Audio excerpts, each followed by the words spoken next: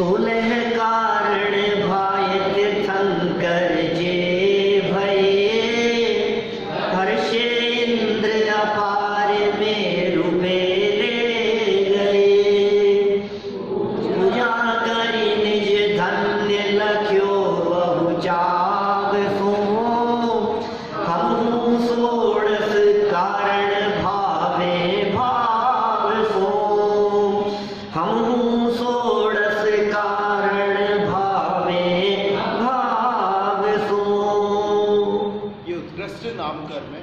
उत्कृष्ट नाम करने सा 16 कारण प्रकृतियों को भा करके जो तीर्थंकर कर्म प्रकृति बंधती है, यह तीर्थंकर कर्म प्रकृति नाम कर्म की प्रकृतियों में से सर्वोत्कृष्ट प्रकृति है। कर्मों की 148 प्रकृतियां हैं। ज्ञानावर्णी की 5, दर्शनावर्णी की 9, मोहनी की 28, अंतराय की 5, वेदनीय की 2, आयु की 4, अंतराय की 2, गोत्र की 2 और नाम कर्म की 93 प्रकृतियां। नाम कर्म एक ऐसा कर्म है, सबसे ज्यादा प्रकृतियां हैं 148 में से। उन 93 कर्म प्रकृतियों का काम क्या है?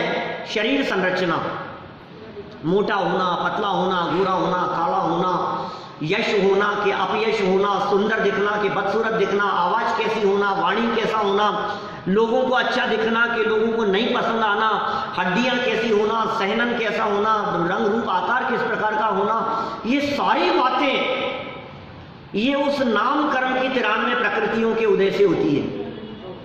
ठीक है ना? हड्डी, खून, मांस, मज्जा, सारा सारा सारा मैनेजमेंट उसका है। उन 93 प्रकृतियों में एक कर्म प्रकृति ऐसी है जिस प्रकृति का नाम है तीर्थंकर कर्म प्रकृति। तीर्थंकर कर्म प्रकृति। तो 16 कारण भाई तीर्थंकर जे भये, जो तीर्थंकर हो गए हैं उन 16 कारण भावनाओं को भाकर उस तीर्थंकर नाम कर्म प्रकृति के उदय से ये तीर्थंकरत्व बनता हुआ दिखाई देता है। जिनके तीर्थंकर नाम कर्म नाम का महापुण्य का उदय होता है उन्हें तीर्थंकर कहते हैं। विविध भावनाओं की चर्चा, एक एक भावना की चर्चा हम यहाँ कर रहे थे, जिसमें हम यहाँ 12 भावनाओं तक की चर्चा कर चुके हैं। आज 13वीं भावना, नहीं 14वीं भावना, 13 तक की चर्चा हो गई। मतलब 14वीं भावना पूरे जैन धर्म में यही आता है, कर्म बांधने की बात आती है कि सब कर्म मुक्ति की बात है। ये भी बांधने की क्यों बात है? इससे भी मुक्ति चाहिए। तीर्थंकर कर्म प्रकृति भी आखिर है तो बंधन ही, मुक्ति नहीं है। ये कर्म भी जब तक रहेगा तब तक संसार में ही रहेगा। संसार माने भले अनंत दशा है लेकिन सिद्ध दशा नहीं है। तीर्थंकर कर्म भी जब पूरी तरह से नष्ट हो जाएगा तब सिद्ध दशा की प्राप्ति होगी। माने ये तीर्थंकर कर्म भी है तो कर्म ही ना, और तीर्थंकर कर्म के प्रति भी यदि बहुमान का भाव है कि तीर्थंकर कर्म कर्म कर्म कर्म ये कर्म बंधे ये कर्म बंधे, तो तू बंधन को चाह रहा है, दृष्टि बंधन के ऊपर है। अरे चाहने वालों को ये कर्म प्रकृतियां नहीं बंधती, ये तो निर्वांचक है वृत्ति जिसकी, उसको अपने आप ही बंधती है। एक बहुत सुंदर पंक्ति थी इसी तरह की, निर्वांचक हो प्रभु भावना, इस तरह की कुछ कहाँ की पंक्ति है, दिमाग में आधी अधूरी आ रही है। निर्वांचक हो प्रभु ये भावना हमारी भक्ति, इस तरह की ये वृत्ति। मेरे ख्याल से उनका संजीव जी का भजन है दिल्ली वालों का। निर्वांचक होनी चाहिए। जैन दर्शन में वांछा नहीं है, इच्छा नहीं है, अपेक्षा नहीं है, आकांक्षा नहीं है। 14 तक की चर्चा कर चुके हम, 13 तक की चर्चा। 14वीं भावना बहुत सुंदर भावना है। नाम क्या है इसका? आवश्यक अपरिहार्य। क्या क्या नाम है भावना का? आवश्यका परिहाणी। पीछे नाम देख लिया करो, पीछे पूजन जहां स्थापना के छंद की बात था ना, वहां उन्होंने पूरे नाम दिए हैं। आवश्यका परिहाणी, आवश्यका परिहाणी, आवश्यक अपरिहाणी। ये आवश्यक क्या है और उसका अपरिहार माने आवश्यकों में वो नहीं होनी चाहिए, चूक नहीं होनी चाहिए। उसमें किसी तरह की कोई कमी नहीं होनी चाहिए। उसमें जब आवश्यकों का आप पालन कर रहे हो तो उसमें किसी भी प्रकार की ढीलापन बर्दाश्त नहीं किया जाएगा। ये आवश्यक है, आवश्यक माने आवश्यक, कंपलसरी है भाई साहब, सबके लिए कंपलसरी है। ये क्या होता है आवश्यक? आवश्यक का क्या स्वरूप है? मुनिराजों के जीवन में 6 आवश्यक अलग प्रकार के हैं, श्रावकों के जीवन में 6 आवश्यक अलग प्रकार के होते हैं। मुनिराजों के 6 आवश्यक हैं। समता सबसे पहले नंबर पर ही समता है, ये आवश्यक है। समता सबसे पहले आवश्यक है। मुनिराजों के जीवन में यदि समता नहीं है तो फिर वो आवश्यक काम नहीं किया आपने, फिर तो अनावश्यक काम कर रहे हो। परिस्थिति कैसी भी हो, प्रतिकूल हो चाहे अनुकूल हो, प्रत्येक परिस्थिति में समता, सहजता, सरलता, निकषाय भाव, आकुलता रहित परिणाम तो है समता। वंदना, स्तुति, प्रतिक्रमण, प्रत्याख्यान और कायोत्सर्ग। और एक जगह पर स्वाध्याय भी शब्द है, श्रुतरति कह करके स्वाध्याय दिया है उन्होंने, प्रत्याख्यान की जगह स्वाध्याय को ले लिया है, प्रतिश्रुति। तो दोनों तरह से तो माने स्वाध्याय भी आवश्यक है, यद्यपि वो श्रावकों के आवश्यकों के अंदर शामिल करेंगे फिर उसको। ये आवश्यक है भाई साहब। शांत परिणामों से रहना, मुनिराजों के आवश्यकों की चर्चा चल रही है। अवश्य नियम सार में बड़ी सुंदर चर्चा की। एक आवश्यक अधिकार दिया उन्होंने, परम आवश्यक अधिकार दिया। नियम सार का एक अधिकार का नाम है आवश्यक अधिकार। तो उस अधिकार में क्या चर्चा की होगी? उन्होंने कहा अवश्य का नाम है आवश्यक। अवश्य, वश नहीं होना, इंद्रियों के वश नहीं होना, कषायों के वश नहीं होना, उसका नाम है अवश्य। अवश्य इंद्रियों के वश नहीं है, कषायों के वश नहीं है। और इंद्रियों और कषायों के वश न होने रूप जो परिणाम है उसका नाम है आवश्यक। परतंत्रता नहीं है। तो देखो आप, समता हो चाहे वंदना हो, स्तुति हो चाहे प्रतिक्रमण हो, कायोत्सर्ग हो, प्रत्याख्यान हो, इन चीजों पे मुनिराज किसी के अधीन नहीं है। इसमें परतंत्रता नहीं, ये आवश्यक काम है, क्योंकि इसमें किसी की अधीनता नहीं होती है। नहीं साहब ये नहीं है इसलिए क्या करूं, आज मैं इसलिए नहीं कर सका क्योंकि आज सूर्य नहीं उगा था, आज इसलिए नहीं कर सका था कि बरसात बहुत हो रही थी, आज इसलिए नहीं कर सका कि तबीयत खराब हो रही थी, आज इसलिए नहीं कर सका, मैं उपसर्ग के काल में था, मैं कैसे करता।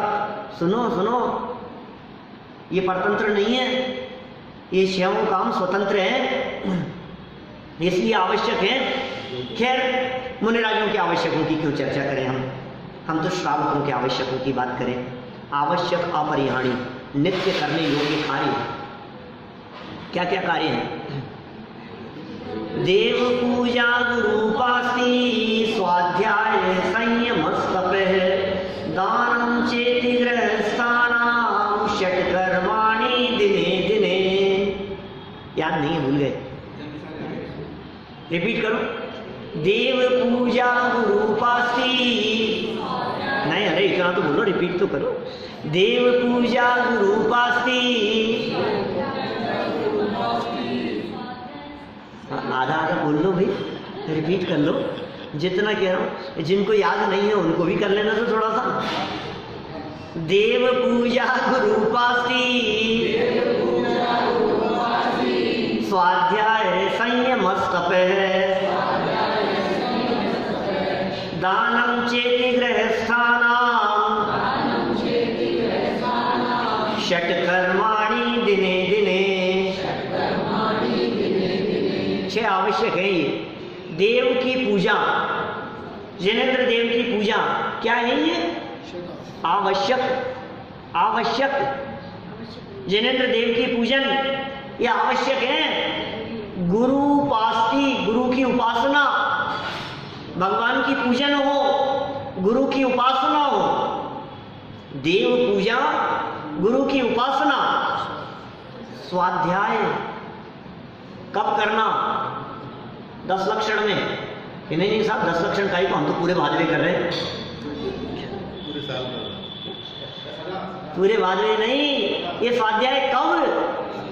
ये आवश्यक है। ये किसका आवश्यक है? ये श्रावकों का आवश्यक है। और भावना क्या है? अपरिहाणी, माने हे जिनेंद्र देव, आपके सामने खड़े होकर ये आवश्यक अपरिहाणी भावना के माध्यम से मैं ये चिंतन कर रहा हूँ, मैं ये विचार कर रहा हूँ कि हे प्रभु, जीवन में कभी कोई क्षण, कोई पल, जीवन में कोई दिन ऐसा न बीते जब मैं 6 आवश्यकों में से किसी आवश्यक का पालन न कर पाऊं।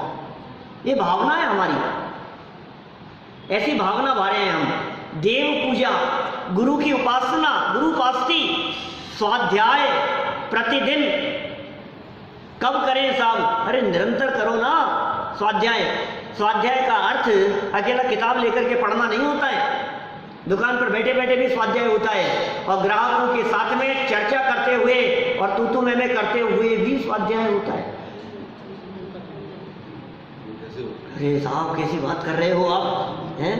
उनके साथ बहस करते हुए भी कि हाँ, जो कुछ भी चल रहा है, यदि अंदर में वो चलते हुए आपके वेद विज्ञान की धारा चल रही है, और ये जिनेंद्र भगवान की वचन और वाणी और वस्तुओं की स्वतंत्रता और होना होगा सो होगा, ये बातें यदि आपके उपयोग में चल रही है, इसका नाम है स्वाध्याय। किताब लेकर के पढ़ने को यदि आप स्वाध्याय कहेंगे तो स्वाध्याय 2000 साल से चालू हुआ कहलाएगा, लेकिन स्वाध्याय तो सदाकाल श्रावकों का लक्षण रहा है। किताब तो 2000 साल से लिखी रही है आपके यहाँ जैन परंपरा में। षटखंडागम प्रथम ग्रंथ की रचना हुई। षटखंडागम कषाय पाहुड़ श्रुत पंचमी पर्व मनाते हैं, उससे पहले तो नहीं थे ना लिपिबद्ध शास्त्र, तो स्वाध्याय होता था कि नहीं होता था? दर्शनाचार्य के पहले क्या श्रावक लोग स्वाध्याय नहीं करते थे क्या? तो फिर कैसे स्वाध्याय करते होंगे बताओ? जब दर्शनाचार्य नहीं हुए, जब भूतबली पुष्पदंत आचार्य नहीं हुए, जब षटखंडागम ग्रंथ की रचना नहीं हुई, जब तक जैन परंपरा में लिपिबद्ध शास्त्रों की परंपरा नहीं थी, उससे पहले श्रावक लोग के 6 आवश्यकों की जगह 5 ही आवश्यक होते होंगे, क्योंकि स्वाध्याय कैसे करते होंगे? स्वाध्ययन।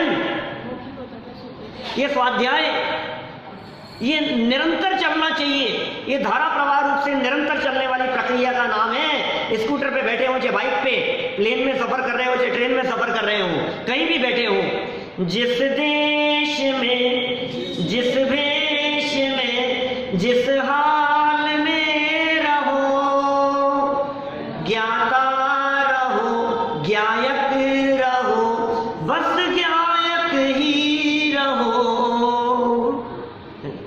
क्या करें बोलो? चाहे घर में रहे, चाहे वन में रहे, जो निज में समाये रहते हैं, सब काम जगत के किया करे। फिर भी स्वाध्याय चल रहा है, लो, सब काम जगत के किया करें, फिर भी स्वाध्याय चल रहा है। हाँ, मैं आपसे कहता हूं, आंखें यदि खराब हो जाए, यदि आंखों से दिखाई देना बंद हो जाए, तो स्वाध्याय होगा कि नहीं होगा? ये बताओ। ज्यादा होगा। फिर 6 आवश्यकों का क्या होगा? ये आवश्यक है, इसके बिना जीवन नहीं है, इसके बिना लाइफ नहीं है। ये स्वाध्याय से शांति है, ये स्वाध्याय से सहजता है, स्वाध्याय में अपार आनंद है। ये स्वाध्याय गजब की चीज है साहब। जैसे ही ये जिनवाणी की चर्चा दिलो दिमाग में आती है, तुरंत आकुलता न मालूम कहाँ भाग जाती है, टेंशन न मालूम कहाँ गायब हो जाती है। ये स्वाध्याय है। दिने दिने ऐसा कह रहे हैं, देव पूजा, गुरु उपासती, गुरुओं की उपासना, स्वाध्याय और संयम, संयम में काल बीते। कब संयम? सदा। कंट्रोल तो होना ही चाहिए, संयम तो ब्रेक है। संयम के बिना का जीवन बिना ब्रेक की गाड़ी के समान है, दुर्घटना होगी और विनाश को प्राप्त होगा यदि संयम नहीं है तो। ये संयम प्रतिदिन जितना भी नियम हो, जितना भी संकल्प हो आपका, वो संयम है। 4 हो गए, क्या क्या हुए दीपेश जी? संयम, अब तप और फिर दान। अच्छे नाम याद है आपको? क्या तप? कौन सा आ गया नंबर संयम के बाद? तप। तप माने क्या है? इच्छा निरोध तप है। रोजाना कोशिश करें आप अपनी इच्छाओं को रोकने की। अपने में कितनी पावर है, अपनी विल पावर को चेक करने के लिए कभी कभी क्या मनपसंद चीज बनी हो और आधे पेट खा करके उठ जाएं। कभी कोशिश कभी कभी करो तो सही। कभी कभी आज टीवी नहीं देखेंगे, आज मोबाइल का उपयोग नहीं करेंगे, आज मोबाइल दूर रखा रहेगा, किसी का फोन आएगा तो उठा करके सुन लूंगा, इसके अलावा बिल्कुल नहीं उपयोग करूंगा। क्या जरूरी होगा तो किसी को फोन मिला लूंगा, लेकिन ये नहीं कि सीने से चिपकाए रखूंगा मोबाइल को। आप कंट्रोल कभी कभी तो कुछ समय के लिए, तो अभी 2 घंटे के लिए मेरा त्याग है, ये तप है, ये संयम है, इच्छा निरोधक तप है। हमने उत्तम तप नहीं, शक्तितः तप भावना के दिन भी उसकी थोड़ी बहुत चर्चा की थी। माने कंट्रोल अपने आप के ऊपर, आप क्या कंट्रोल कर सकते हैं, आप किस प्रकार अपनी इच्छाओं को रोक सकते हैं। आज तो बहुत मन हो रहा है, मौसम बहुत अच्छा हो रहा है, पकौड़ियाँ बन गई कि नहीं आज तो नहीं खाऊंगा। क्या कह रहे हो आप, ये क्यों उटपटांग काम करवा रहे हो? ऐसा उल्टा सीधा उपदेश मत। अरे भाई मैं तो कह रहा हूं कि आप सोचिए, उटपटांग कुछ भी बातें आप किस तरह से कंट्रोल कर सकते हैं, चेक कीजिए अपने आप को। बात ये नहीं है कि आपने उसे रोका, बात ये है उसको रोकने के बाद में आप कितने सहज और शांत रह पाए, उससे चेक होगा। भाई नंबर कितने मिलेंगे, फिर एग्जाम तो हो गया, अब एग्जाम के बाद में नंबर कितने मिले, फिर चेक भी तो खुद करना पड़ेगा, कितनी आकुलता हुई, कितनी टेंशन हुई, अरे यार मैं भी अच्छा त्याग करके फंस गया। नहीं भैया, इच्छा को रोकना उसका नाम है तप। और लास्ट के ये रोजाना दिने दिने कह रहे हैं, बाद में नहीं, अष्टमी के दिन नहीं, 14 के दिन नहीं, रोजाना जितना आप कर सको, कितना कर सकते हैं आप, सेल्फ कंट्रोल जिसे कहते हैं, इच्छा निरोध तप है, रोजाना होना चाहिए जीवन में। श्रावक के जीवन में रोज किए जाने योग्य कार्य। और दान प्रतिदिन, अरे भाव रोजाना किसको दान देंगे, भावना तो भाव रोजाना, जो जैसा संभव हो, कुछ भी निकले आपकी जेब से, आपके हाथ से, एक मुट्ठी चावल आप रोजाना ला करके जिन मंदिर में समर्पित करें, आपके हाथ से निकला है कुछ, 10 का नोट आपने गुल्लक में चढ़ाया है, आपके हाथ से कुछ निकला है। और सुनो, जिनेंद्र देव की पूजन जो भक्ति भाव से करते हैं, समझकर करते हैं, 6 आवश्यक उसके जीवन में अपने आप पल जाते हैं। जिनेंद्र देव की पूजा में 6 आवश्यक पल जाते हैं। जिनेंद्र देव की पूजा में देव की पूजा तो है ही, गुरु की उपासना है या नहीं है, बोलो। भगवान की पूजन में गुरु की उपासना है या नहीं है, देव शास्त्र गुरु की पूजन है। और इतना ही नहीं, जय जय नाथ परम गुरु हो, गुरु ही नहीं परम गुरु भी शामिल हो गए उसमें, देव पूजा गुरु उपासना। अच्छा, उस पूजन में स्वाध्याय है या नहीं है? यदि आप पूजन की पंक्तियों को गहराई से समझते हुए पढ़ रहे हैं तो स्वाध्याय भी हो रहा है। आप उन पंक्तियों का अर्थ समझते हुए, उन पंक्तियों का मर्म समझते हुए पढ़ रहे हैं तो स्वाध्याय हो रहा है साथ में। और जितनी देर आप पूजन कर रहे हैं, आप संयम से रह रहे हैं क्या? और पूजन करते समय यदि आपके मन में लौकिक किसी प्रकार की आकांक्षा और इच्छा नहीं है, अनिच्छुक होकर के यदि आपने पूजन की है तो तप भी हो गया। और जो सामग्री समर्पित की है, क्या षट कर्माणि दिने दिने, नित्य प्रति श्रावक के जीवन में ये 6 आवश्यकों का पालन होना ही चाहिए। ये क्या कह रहे हैं, पढ़ लो लाइन यहां से, क्या लाइन कही जा रही है, प्रवचन भक्ति से पढ़ो वापस, क्या लाइन है। प्रवचन भक्ति करे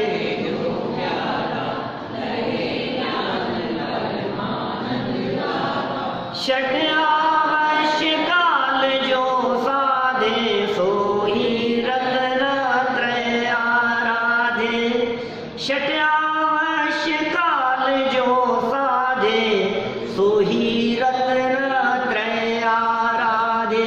कितनी सुंदर बात कह रहे हैं। षट आवश्यक काल, काल सहित समय देख करके, नहीं साहब 6 आवश्यकों का पालन करना है, आज सुबह तो नहीं कर पाया, अब रात हो गई, मैं तो पूजन कर ले। नहीं, काल के अनुसार भाई साहब, सामायिक का काल हो तो सामायिक करना है, जिस समय पूजन का काल हो उस समय पूजन करना। समझ में आ रही है बात? जिस समय जो काम हो, अनावश्यक काल में नहीं, समय के अनुसार जो इनकी साधना करता है, इन षट आवश्यकों की जो साधना करता है, क्या लाभ मिलेगा? हमें तो लाभ बतलाओ सा बनिया है, हम तो बिना लाभ के तो कुछ काम नहीं करते। कि क्या लाभ मिलेगा? कि सो ही वही जीव रत्नत्रय आराधे, वो जीव रत्नत्रय की आराधना करने वाला होता है, माने वो जीव मोक्ष मार्गी हो जाता है, मोक्ष मार्ग में कदम बढ़ाने वाला होता है। तो आवश्यक करने योग्य कार्यों का अपरिहाणी उनमें कमी ना हो, उनमें किसी भी तरह की ढील पोल बर्दाश्त नहीं होगी। अपरिहाणी कह रहे हैं, भावना भा रहा हूं, हे प्रभु दृढ़ता से मैं इन 6 आवश्यकों का पालन करूंगा। और सच में तो एक ही आवश्यक है, ये 6 आवश्यक अपने स्वभाव में तल्लीन हो जाने पर फिर 6 पूरे हो जाते हैं, फिर जरूरत नहीं होती 6 करने की। जब इस जीव का उपयोग अपने स्वरूप में तल्लीन होता है, अपने स्वरूप में एकाग्र होता है, तो फिर हो गई पूजा, फिर हो गया दान, फिर हो गई भक्ति, फिर हो गई तप, सब हो गए फिर उसमें, फिर वही स्वाध्याय है, फिर कुछ और करने की जरूरत नहीं, क्योंकि वो परम आवश्यक है। ये षट तो आवश्यक है और रत्नत्रय वो परम आवश्यक है। तो जब परम आवश्यक होता है तो फिर आवश्यक फिर गौण हो जाते हैं, क्योंकि वो परम आवश्यक है। आवश्यक कार्य क्या हैं? प्रतिदिन करने योग्य षट आवश्यक बतलाइए कि नहाना, ब्रश करना, रोजाना, क्योंकि यही करते हैं हम तो रोजाना प्रतिदिन, जिनमें कमी नहीं होती। अरे भाई ये है आवश्यक। शरीर की सफाई के लिए यदि शरीर के 6 आवश्यक हो सकते हैं, देह संबंधी 6 आवश्यक हो सकते हैं, तो अंदर की सफाई के लिए ये 6 आवश्यक श्रावक के जीवन में प्रतिदिन होने ही चाहिए। और जो जीव इन 6 आवश्यकों का पालन करता है, जो इनकी आराधना करता है, वो जीव अल्प काल में रत्नत्रय से संपन्न हो जाता है। और हम सभी अपने स्वभाव का अवलंबन लेकर के उस रत्नत्रय रूप परम आवश्यक का पालन करते हुए इन आवश्यकों के पालन की भावना भाएं। इसी भावना से मैं बात को यहीं विराम देता हूं।